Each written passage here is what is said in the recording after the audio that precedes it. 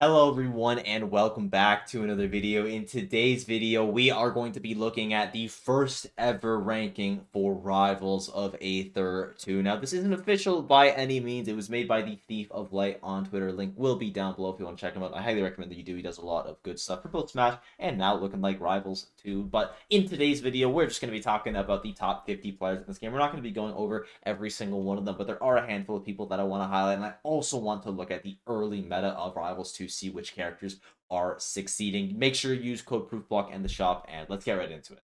And the first thing that I want to look at is the meta of this top 50. And really quickly, I got a green screen. You could probably tell, but it doesn't look the best right now just because I don't have any good lighting for it. So I might get good lighting, I might not. But just know, I'm aware that it's a little bit glitchy right now. But starting off with the 0 reps, you're going to have Arcane and Etalist. I won't spend a ton of time because it's just expected. Etalist literally just came out, so you're of course not going to have any mains of him in the top 50. But even if he didn't, you probably still wouldn't because the character is bad. And Arcane is just going to be the weakest character in the game. I don't think Arcane is unviable. I think you can make this character work, but there's just no real reason to. Like every other character in the game, I think just pretty much does everything that Arcane does, but better at this point. He doesn't have the best boxing. He doesn't have the best camping. He doesn't have the best recovery. He doesn't have the best anything. He's just kind of bad in every single aspect. So can you make Arcane work? Yes. Is it worth it to? No. And I think that's kind of why you see him have no representation at the top level.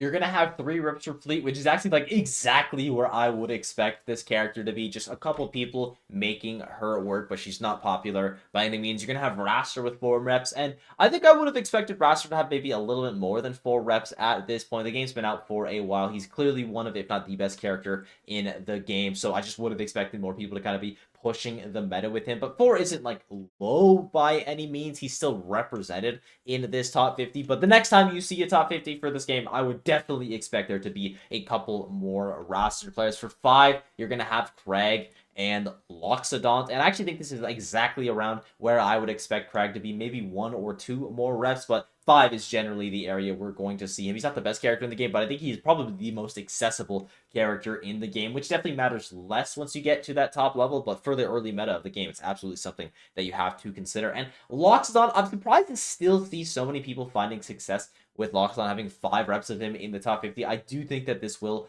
fall off as people just get better pressing this character's disadvantage state, but he still hits you incredibly hard. He's got the best walling in the game, in my opinion. The changes to the magma, I think, have helped him out exponentially. He's a lot better right now, just being able to get value out of that tool. So I wouldn't expect all the Loxodon players to completely disappear like I may have thought in the past. No, this is a character that you'll absolutely see represented, but I don't think as much as they are right now.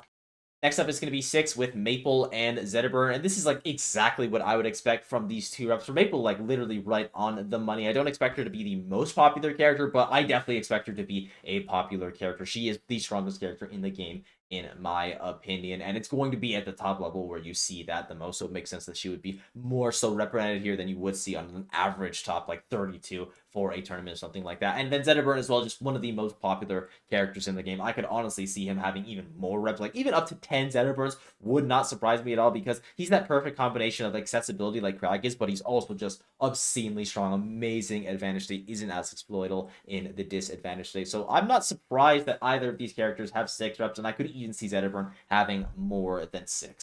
And then you got our 7 characters with Forsburn, Rano, and Clarin. And I wouldn't have expected to see 7 Forsburn players in this top 50, even though I do think that character is definitely good enough to justify that amount of players. I do think that he is a little bit more difficult than someone like a Zedeburn, definitely more difficult than someone like a Clarence. So I just didn't expect so many Zedeburn players to be, or Forsburn players rather, to be finding success with him early on, but clearly they did. Shout outs to the character. And then Rano, Clarence, like absolutely, those are the characters that I would have expected to be towards the top. You're going to have Clarence as your very basic sword character. If your spacing is good, you're going to be able to find a lot of success with her. And then Rano as well, your common Sheik archetype character that you're also just going to have a lot of people flocking towards. So it's really just Forsburn as the outlier. He's not a traditional archetype from the other games like the other 3 characters are in Zedeburn, Rano, Claire, and you kind of expect him to be popular. He's a little bit more difficult, but people seem to have taken a liking to him, and they're finding a lot of success.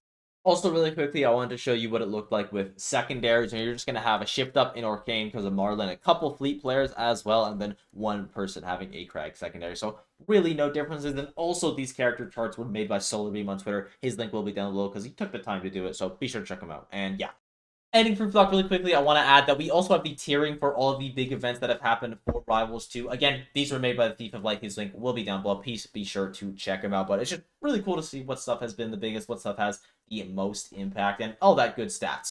Now let's get into this top 50, and we're not going to be going over every single player just for the sake of time, but starting off with these honorable mentions, I want to shout out Lucio and MKLeo. Lucio was able to get a pretty solid win at Posada Gamer 2024 over MK Big Boss, and I think if he had more opportunities to travel outside of Mexico, he could be a real talent in this game. And MKLeo has the opportunities. If he wants to invest the time, he will be a real talent in this game. He's got a 3rd place at Luminosity, makes moves Miami, 3rd place at the Throne 2. He's got amazing results when he shows up. He just needs to actually show up to stuff, and he'll be one of the best, kind of like Spargo. Amsa as well, got to give him a shout out. He's like kind of the only Japanese top player that we have right now for Rivals 2. Hopefully he can get kind of that scene more into the game, because obviously that would be awesome. Heal's good as well. He's probably the best Arcane player in the world that like isn't Marlon, but you can see that he has to get usage from multiple secondaries, which I think is indicative of the character spot. And I mentioned all the Area 51 aside from Guard, so we'll give a shout out to Guard as well. He's got that really solid run at Luminosity. It makes moves Miami. But all the honorable mentions I think absolutely could be top 50 players, and for Amsa and Lucio, it's like 100% just like lack of opportunities that is making it that they aren't top 50. I really believe in those two. So in that 50 to 40 range, there's only really one player that I want to highlight, and that is going to be Mr. R, because he has yet to drop a single tournament offline since this game has come out. Now, as you can see, his sample size is a lot smaller than you would have expected, and he also hasn't been to a single big event. The biggest one he's been to was Amaranth Showdown 2, which he does win as a D tier event, but it's really just lack of opportunities for Mr. R. I think he is one of the best players that this game has to offer, and unfortunately for him, he's just stuck in Europe. He's also going to be on the roster of all characters, so of course I'm going to be able to believe in him in finding success in tournament, and it's really just opportunities. If Mr. R gets to travel more, I can almost guarantee you that he will be one of, if not the best rasters in the world. It's kind of say the best raster because, you know, Marlon plays that character, but if he didn't, then I would heavily have Mr. R in that conversation for best raster in the world with more opportunities. And I know I didn't have another specific player to highlight from this area, but I want to shout out Juno, Solarbeam, and Evil Nardwar just for finding success with Lockstomp. They aren't even the highest ranked Lockstomps, but I just think it's so genuinely impressive to be doing really well with this character, because I think he is a lot harder to find success with than every other character in this game. Not because the character is like physically hard, because it's very easy, but people are just having an uphill battle in tournament pretty much every single match that they go into. I don't think Lockstomp really wins like any matchup in this game aside from like Claren. I would say he does pretty well against, but aside from that, you're going into uphill battles pretty much every single time. But these Lockstomp players, as well as all the other Lockstomp players, which I will absolutely be shouting out, have managed to brave the way, so big up. Moving on to our next group of players, the next person that I want to talk about is going to be Spider, and he's in like pretty much the exact same situation as Mr. R, where he really just does not have a ton of opportunities. Now, he has lost 2 offline events. Both of them, though, were to Mr. R, so basically doesn't even count. And since then, he has literally just been winning every single event that he goes to, including both over levels, which did count as D tier events, as well as Avalon counting as a D tier event. So there's been 3 D tiers in Europe, and Spider has won every single one of them. So yeah, this guy is going to be one of the best players in the world right now, and he really is just region locked. I hope that we get to see him come out. I don't know if he's actually traveling to Genesis, but hopefully he is, because I would love to just see him play. And speaking of someone that we never really get to see, you're going to have Plup in 33rd. Now, he's American. This is just going to be him not showing up to the big events. But if Plup were showing up to these big events, I do believe that he would be one of, if not the best Maple players in the entire world, because fundamentally Plup is just like one of the smartest players to touch a fighting game. He's got that years of experience from Melee, but he's also just so incredibly fast, the way he keeps up pressure. The fact that he beat Rongunshu at LACS makes me believe that he can literally pull anything off, because if you can beat like the most technical Claren player in the world without really even playing the game that much, then I think you can go very, very far in pretty much any bracket that you enter. So hopefully we get to see more Plup. This guy is insanely goated and just goes to nothing. On to the next page, the first player that I want to talk about is Rongunshu, and I think that Rongunshu is the most technically impressive player. He goes for the best routes, the optimized routes, the closest things that you can get to peak Claren, and he hits them with amazing levels of consistency, but I would still regard Boiko and Spargo over Rongunshu in tournament, just because it seems like this guy has a really big issue with tournament. Maybe it was just at LACS, he had a big crowd in front of him, lots of people watching, that totally understandable, but he just wasn't as precise as he needed to be for the style that he is going to play. If you're going to go for full commitment clear and you're doing the best of the best crazy combo routes, you can't afford to have small slip-ups with like a neutral error forward or not getting the tipper. It's just going to completely mess up your routing. So if Rongunshu can get some of those nerves under control, or maybe it was just that one event LACS wasn't playing his best, maybe they are under control, I think that he is someone with very high potential. Maybe even the highest potential that we've seen of the Clarion players. And I know that Spargo is one of them, but he's just so impressive in the combo routes that he takes and the decisions that he makes as well. If he can just believe in himself as much as I believe in him, he's going to be one of the best. And the next player is, of course, going to be Marlon at 26. And I just want to say that, of course, Marlon is not the 26th best player in the world. He's just only been to Frosty Fausting. They only have one event to gauge him off of, so the algorithm put him somewhere around there. He is the best player in the world. Do not let the ranking fool you on this one. He just didn't go to anything. But now that he's going to go to stuff, the algorithm is going to catch up very soon. Really quick, I want to give a shout out to Mars and Beastly as well, two of our top ultimate players making it into the top 50 for Rivals. And I believe we have 5 ultimate players in the top 50 for Rivals. You had Boyd, you had Spargo, you had Mars, you had Mr. R, and you had Beastly. And aside from Beastly, all those players were extremely established, and because of that, I think that Beastly often does not get the credit that he deserves. He's got that stigma of ultimate player without the legacy of those other players. But fundamentally, Beastly was always one of those players in ultimate who was really close to making those massive upsets. He was just missing 1 or 2 things from going on an absolutely crazy run. And those 1 or 2 things might have just been like crouch canceling and wave dashing, because this guy has looked unbelievable in this game. It honestly wouldn't surprise me if he at some point became the best ever ultimate player at Rivals 2, just surpassed everyone, because he looks unbelievable. I only think that he is going to get better. He's always been one of those players, as I said, that was just 1 or 2 things away from being at the top, and I really think that Rivals 2 is the game where he's going to break away. You're going to have Omar and Nogh both just being shy of the top 20 with, again, solo Loxodon. And that's the thing I love about all these Loxodon players. None of them have secondaries. They all just raw Loxodon. Shout out to Nogh, especially for that second place at LMBM. What an unbelievable run. And right after that, in the top 20, our first player in the top 20 is going to be Sinbad, who gets that win at Luminosity Makes Moves Miami, which is definitely the best placement that we've had from a Maple player. And because of that placement, I would regard him as the best Maple in the world. The algorithm doesn't necessarily agree with me, but we'll get to that in just a second. But Sinbad, obviously very good, and he wasn't even doing like the wrap stuff in like grand finals or in winners finals really at all. He just didn't need to. He was just fundamentally better than his opponents, using that superior Maple advantage thing. Now obviously it's been a long time since we've seen him win that big event. It's going to be harder to repeat that stuff, but it's also going to be a lot easier to do some of that crazy wrap stuff that he wasn't doing prior. So I'm really excited to see Sinbad and literally just any Maple player in tournament. I'm so excited to see them play, because the future of this character is unbelievably bright, especially when you have guys like Sinbad piloting it. Editing for ProofBlock really quickly, I wanted to give a shout out to Revilo. I wasn't planning on talking about everyone in the top 25, but it just happened to be that way, except for Revilo. I didn't mention him, so I'm going to do that now. He is going to be a Fleet and Forest Bird co-main at this point. He kind of always has been, but especially since the big changes to Fleet, he has stuck more to Forest Bird. But he got a win at Candlehog 4 over Lucius and Shadowhawk. He's got some pretty solid results, like a 9th place at LMBM. Definitely one of the front runners for Forest Bird. I personally haven't seen a ton of his gameplay, so I can't talk about any of the specifics, but I'm very curious to see in tournament how he ends up like kind of using that dichotomy of Forest Burn and Fleet, because I don't think those characters necessarily complement each other really well. Maybe they do. I genuinely have no idea, but I feel like more so you're just going to want to use Fleet, or Forest Burn rather, in a majority of situations. So I'm very curious to see when he actually gets value out of Fleet, if at all, in these current tournaments. In 19th place, you're going to have Pikmon, who I feel like is probably the best Forest Burn player in the world at actually utilizing down B as an offensive. So it feels like all the other Forest Burn players are a lot more focused on just utilizing the smoke in neutral, but Pikmon gets a ton of value out of that down B, so definitely give him big props for that one. Cheesy Potato, I think Cheesy Potato, just because they haven't hit like a certain peak at this point, isn't someone that gets enough credit, but they're very good. One of the best crowd players in this game. Pretty much every single event that they end up showing up to, they just get a super solid result. It's not the best thing in the world, probably not the highest placing crag, but nowhere close to the lowest placing crag at the event as well. Always in that kind of like top 25 area, very consistent. And I think all it would take is like one breakout run for Cheesy Potato to get an insane amount of momentum behind them and become one of the best crags. And I say that while they're already one of the best Krag players in the world, like literally a top 4 Krag player. They've also already had highs like a 7th place at Heatwave. But you get the point that I'm trying to get across here. It could just take one more top 8 at a major event for that little barrier to be broken and for this player to explode in result.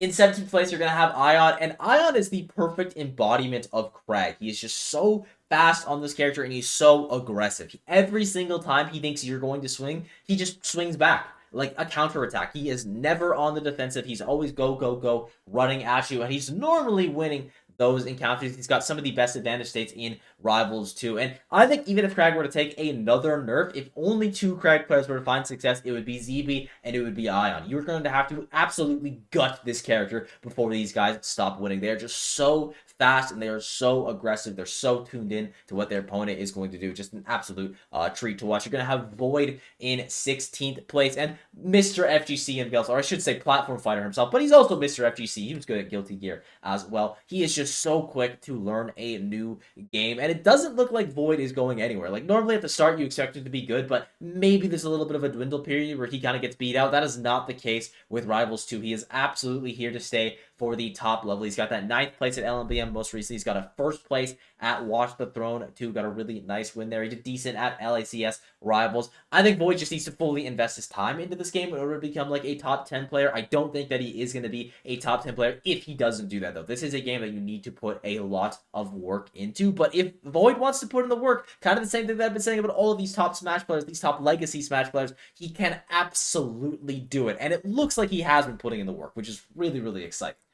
Next up is going to be Bbats, who is going to be one of the best fleet players in the entire world. 2nd best solo fleet right behind Mystersol. And I know Bbats, after this character got nerfed, had literally zero faith in Fleet, was ready to give her up, but I'm glad that Shay ended up sticking by Fleet. Ended up getting a 5th place at Don't Park on the Grass, because you can still make this character work if you are good enough, if you understand Rivals 2 and how flowcharting works, and Bbats has gotten very, very good at that. At least I assume they've gotten good at the flowcharting to find success with Fleet, but beforehand, fundamentally, I know they were an incredibly solid player. Just their understanding of Rivals 2 and how the game operates is at a super, super high level, so it makes a ton of sense to me that they would be one of the few Fleet players that is still having a lot of success with this character. You're gonna have Sinbad in 14th, just based off this 5th place at Heatwave. Now, Heatwave was one of the biggest events that we have had in Rivals 2. I believe it came in at an A tier, so it's fine for them to be ranked high. I just don't think that he should be regarded as the best Maple player in the world. The algorithm disagrees with me on that one, but this isn't me trying to tell you that Sinbad is bad. No, he is very, very good. Easily a front runner for one of the best Maple players in the world, but just based off results, I wouldn't say he's the best right now. In 13th place, you're going to have Cody Schwab, and this is just another situation where it really just comes down to how much time is the player willing to invest into the game, because we've all seen Cody Schwab play Melee. He makes his opponents just look like toddlers. He just runs over them. He is so fast. His decision-making is so amazing, and he is repeating all of that stuff with Zeebee. He's got a 5th place at Platfight, 9th place at LACS. He looked way better every single time that we see him, and it's just the exact same thing that I've been saying really about all of these top players who play other games. It's just an investment thing. How much time is Cody willing to put into Rivals 2? If it's a lot of time, if it's a majority of his time, I think he is absolutely going to be a top 10 player in this game. But even without a majority of his time, he is still pretty close. He absolutely did. He's definitely someone that you should expect to see getting into these top 8s at major events. But if he's going to win them, it really comes down to him and how much practice he wants to put in. Next up is going to be LOX, and this is another player that is really just comes down to lack of representation, because he's only been to 3 big events for Rivals 2, and he's done pretty well at every single one of them. At LACS Rivals, he's going to get a nice win on so he's going to obviously get this 7th place at Platfight, which is really, really good, and then he's got a 2nd place at Wrath with a very nice win over Zeebee, as well as Falcon. So for LOX, it really is just representation for this guy. I believe if he was showing up to more events, he would be one of, if not the best Ronald players in the entire world. And speaking of representation, it's literally the exact same thing for soulrifle. The only big event that he's been to is going to be Platfight, but he ends up getting a 3rd place there. Absolutely performs. So if soulrifle just shows up to more stuff, he could be the best swordsman player in the world. It's tough to say just because Cakeassault is obviously going to be onto that character, so I don't feel super comfortable just kind of ripping that title away from him. But soulrifle is incredible. I should also mention that he went to Riptide before the game ended up coming out and also got 5th place at that event. So it wasn't just like this one-off event. This guy out of nowhere did really good. Probably won't do it again. No, every single time you see Soul Rifle, he's probably going to be in the top 4. It's just about if you see him or not. And we have finally arrived at the top 10 really quickly. If you've enjoyed the video so far, be sure to sub, use code ProofBlock as well. But I should say, just generally, I think they did a really good job with this top 10. Not only just the players that are in the top 10, but also the order of it. This is very similar to what my top 10 would look like if I were to make one. But starting off, you're going to have Boiko in 10th place, and we really only have that run, and by really I mean we only have that run at LMBM to look at, where he ends up getting a 3rd place. Incredible there, ends up beating players like Stango, Lucius, Toothbrush. So he obviously looks very solid at the one event that we've seen him, but it's actually the stuff that happened prior to the game coming out that makes me value Boiko so highly, even though it doesn't really count for the results. He's got a 3rd place at Riptide, and he's got a 1st place at Wavelength, where he beat Cakeassault twice. So even though he lost his run back to Cakeassault at Luminosity, makes big moves. He lost to him at Riptide. Now they're, unfortunately for him, just going to be even. He still has an even record against Cakeassault, which is by far better than anyone else in the world has against him right now. Maybe one time played against him once and beat him. I don't know. But you know what I'm trying to say. Boiko, the fact that he beat Cakeassault twice, I think kind of just shows the caliber of player that he is. And then the one time that we see him compete this season, he gives us a top 10 caliber performance with that 3rd place at LMBM, the biggest event of the year, or biggest event that we've seen in Rivals 2 by far, coming in an S+ tier, or an S tier rather, and he just performs excellently. So Boiko in the top 10, no problems with this, even if it is just off that one result. You've got Ant in 9th place, Squanto in 8th place, and Leffen in 7th place. Our top 3 Ronald players, but which one of them is the best? And when we're looking at their results, you're going to see that Ant's got a 4th place at Platfight, as well as a 5th place at LMM. You're going to have Squanto with a 3rd place at Heatwave, which is very impressive, and a 9th place at LATS, but he only loses to Cakeassault and Rongunshu, so no bad losses. Leffen's going to get a 3rd place at Dome Park, as well as a 5th place at LATS. It just isn't on the graphic here, but very close between all of these Ronald players. The results are pretty much the exact same, so which one of them is the best? I think that's a really hard question to answer. I will say right now, I'd probably give it to Leffen, just because Leffen has experience and fundamentals, I think, over all of the other Ronald players. He's just been an established top player for a while now. I think it'd be pretty easy for him to transition to a game like Rivals and continue finding success that he is already finding. But I think Genesis is going to be the event where you see one of these Ronald players pull away, or at least I hope it's the event where you see one of them pull away, because it's really annoying having like 5 top Ronald players that you always have to talk about, you know, Mars, Luck, Ant, Squanto, Leffen. Which one of those is the best? I honestly have no idea. Hopefully Genesis will be our deciding factor, because these frog players are all really, really good. In 6th place, you're going to have Mystersol, and they're in a very similar spot to Bbats, in my opinion, where, yes, their best results are going to be coming before the character ended up getting nerfed, especially for Mystersol, that 2nd place at Dome Park and that 3rd place at LACS Rivals. But I still believe that Mystersol is a continuous top player, even after those changes to Fleet, because the way that this guy moves around with Fleet is unbelievable. He just has such good control over this character, gets so much value constantly out of up B, and because of that, he's a lot more smothering than the other Fleet players. His pressure is a lot more optimized, and his flow charting is also just incredible, optimized. Off stage, people are never able to make it back against him. At least that's what it feels like. I think Mystersol is going to be your best Fleet player going into 2025. I think that Cakeassault is going to slowly just play that character less and less, as he just doesn't really see the value or need for them. Mystersol is going to continue fully investing. He's going to become more and more specialized, even though he already is so, and he's just going to have a lot of success. It might not be to the same extent that he had right when the game first came out, but I absolutely believe that he's going to be able to maintain that top 10, at least top 20 status. Mystersol is legit. And we've arrived at the top 5, and I love this top 5. This is actually my exact top 5 if you had Marlon just in 1st place instead, because, you know, obviously. But starting off in 5th place, you're going to have Stango, who's got that 2nd place at Platfight, as well as a 5th place at LMBM for his highlights on that Crag and Zetterburn co-main. And I would say that he's in contention for the best Crag and Zetterburn. That's how good he is at both of those characters. This guy just operates at such a top level, and he moves so incredibly fast. That's what you can say about everyone in this top 5. That's kind of like a big difference. Is just like they just get a lot quicker. It's a lot harder to keep them down, but I think that applies to Stango maybe the most of anyone in this top 5 aside from Zeebee. Of course, he's just such a fluent player. The way he moves around in the neutral is so optimized, and it's really, really hard to deal with his pressure. Either the Zetterburn or the Crag that allows him to play at different tempos, but honestly, both tempos are just full aggression the way that he does. A big fan of Stango. Hope to see more of this guy because he's one of the best the game has to offer. Next up is going to be Switch in 4th place, and I would regard Switch as the best Zetterburn player in the world just because he is so unbelievably consistent. This guy has gotten into every single top 8 that he has entered since this game has started, even going prior to the game's release. But once it has released, he's got a 4th place at Heatwave. He's got a 1st place at Rivals and Nightclub. I know it's a local, but he still ends up winning it over Cheesy Potato as well. Maybe it wasn't a local. He's got a 7th place at Plat Fight, 2nd place at Tri-State All Purposes, 4th place at Luminosity Make Big Moves, and a 5th place at Wrath 2025. So, Switch, very good player. Always shows up and always performs. He's really just missing those like really peak performances, those top 3 podium finishes. But I feel like if he just gets 1 or 2 of them under his belt, it could really be all the momentum he needs. It could just be that switch in his brain that needs to be flicked for him to become like the best player in the world. He is one of those people that I consider in that conversation. He has what it takes. He is going to need a little bit of a level up, but it's a possibility, absolutely. And when there's players like Cakeassault and Marlon, it's not really possible for most people. In 3rd place, you're going to have Spargo. Not a lot of explanation there. If you watched him play at LNBM, you know why he is the 3rd best player in the world. Unbelievable. He moves fast. He spaces perfectly. He combos good. Everything this guy does is just exceptional. And I hope that we get to see Spargo investing more time into this game. As I said it multiple times throughout this video, it's just a time in, time out thing with him. Unfortunately, he's not going to be competing at Genesis, which makes a ton of sense just because of how Genesis is scheduled, having those top 8s on the 3rd day. But hopefully the next big Rivals event that we see, Spargo will be entered. And if he does enter, I honestly wouldn't be shocked if he just won.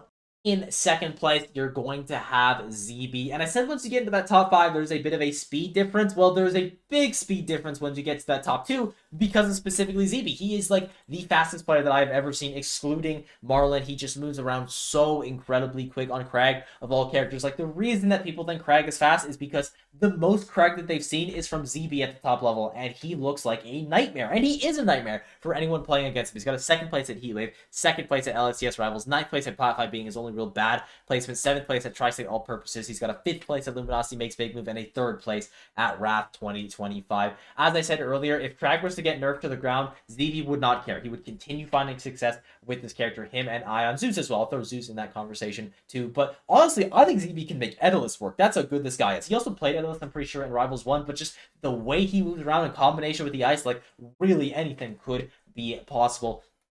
Massive props to Zeebee for how much credit that he has single-handedly given to Crag as a character. I can guarantee you that people would not be complaining as much about Crag if Zeebee did not exist and it was just another top player repping this character, because he goes for the BS option every single time he can go for it, and there's a lot of times he can go for it because he's constantly up in your face, constantly pressuring you, trying to make you make a bad decision. Zeebee is such a stylish player. He's a disrespectful player. He's a fast player. And the combination of that 3 is what makes him the top 2 player that he is right now.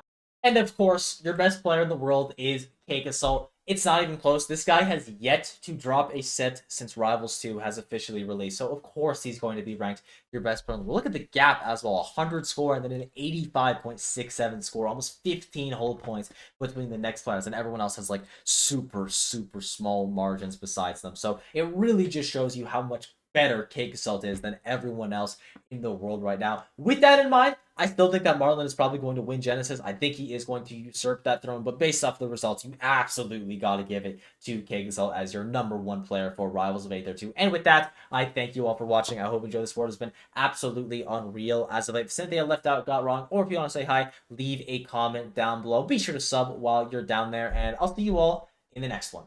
Bye-bye.